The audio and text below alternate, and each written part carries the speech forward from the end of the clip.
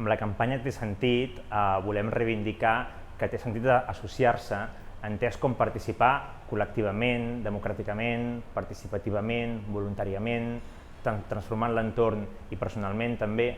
però també creiem que té sentit tenir una societat civil més forta que en un moment com l'actual pugui ser un actor de canvi de reivindicació de drets. Però també creiem que té sentit finalment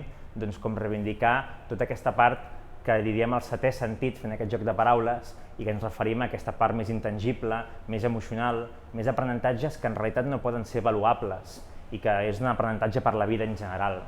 I creiem sobretot que aquests aprenentatges, evidentment hi ha molts d'índole personal, però també n'hi ha molts que són com col·lectius i comunitaris, que són els que jo vull reivindicar. I vull reivindicar-los justament fent una birra, que és el primer que he fet quan he arribat, perquè vull reivindicar d'alguna manera o altra la birra post